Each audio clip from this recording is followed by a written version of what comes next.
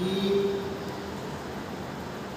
اسی دریا سے اٹھتی ہے وہ موجے کند جولا بھی، اسی دریا سے اٹھتی ہے وہ موجے کند جولا بھی، نہنگوں کے نشے من جس سے ہوتے ہیں کہوگا۔ یہی وہ جگہ ہے جہاں سے ہمارے بچے تڑپنا، پھٹنا، اڑنا، اڑنا اور پھر اور بلندیوں پر جانا یہ سیکھتے ہیں۔ یہاں پر کوئی آتا ہے اسٹیج پر، پہلے تھوڑا سا گھبراتا ہے، اس کی آواز میں تھرتھراہٹ ہوتی ہے، لرزش ہوتی ہے، قدم اس کے کانپتے ہیں، اور اس کے بعد جملے اپنی زبان سے ادا کرتا ہے، پھر بھول جاتا ہے، اور اس کے بعد جب دوسری بار وہ آتا ہے تو اس کے اندر کچھ اور ترقی ہو چکی ہوتی ہے، پھر تیسری بار آتا ہے تو پھر اور ترقی ہوتی ہے، پھر چوتھی بار اور پانچویں بار اسی طرح سے رفتہ رفتہ پھر وہ ایک بہترین، ایک سیکل زدہ، عمدہ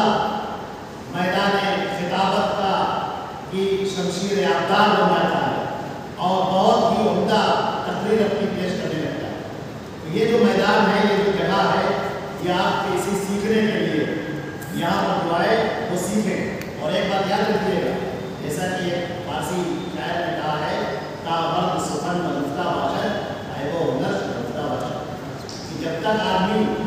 اپنی زبان سے کلمات ادا نہیں کرتا ہے اس وقت اس کے اندر کتنا علم کا خزانہ پوشیدہ ہے وہ کوئی نہیں جانتا۔ آپ نے کتنا پڑھا، کتنی محنت کی، کتنے علم کے سمندر آپ پیے ہوئے ہیں، عالم بن گئے، قاضی بن گئے، عمدہ مفتی بن گئے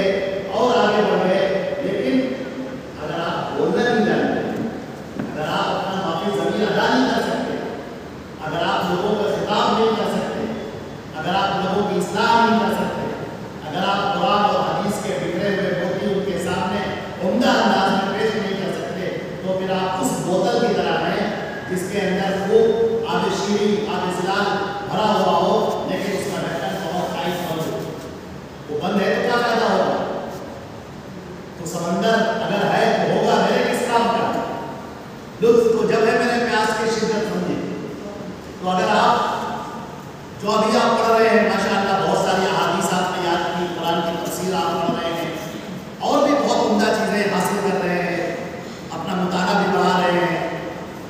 ہمارے اسلاف کی لکھی ہوئی کتابوں کو پڑھ رہے ہیں، ازبر کر رہے ہیں، دن اور رات محنت کر رہے ہیں، یہ سب آپ نے کیا اور بڑا علم حاصل کر لیا، لیکن اس کے بعد اگر آپ کو بولنا ہی نہ آئے تو پھر آپ ٹھیک ہے،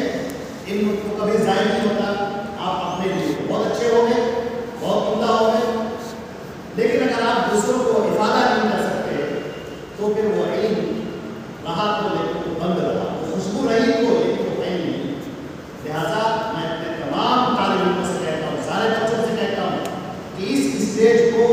اس موقع کو، زندگی کے ان لمحات کو غنیمت سمجھیے۔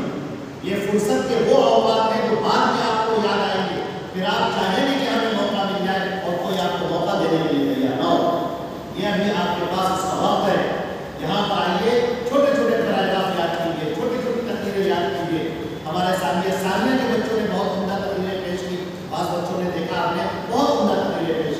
کی، ثانیہ ثالثہ کے بچوں نے، رابعہ کے بچے نے بہت عمدہ تقریر پیش کی۔ یہ چھوٹے چھوٹے بچے ہیں، ابھی آپ نیچے کلاس میں ہیں، دھیرے دھیرے اور آگے جائیں گے، درجات آپ کے بڑھتے جائیں گے، وقت اسی طرح گزرتا ہوا چلا جائے گا اور آپ اس سفر میں آگے بڑھتے ہوئے چلے جائیں گے۔ آپ کوشش کریں کہ اپنے دامن کو موتیوں سے، لاج و روایت سے، گوہر سے بھریں۔ خالی دامن آئے تھے اور موتیاں بھرتا چلے، علم کے موتی سمیٹے اور گوہر لے کر چلے۔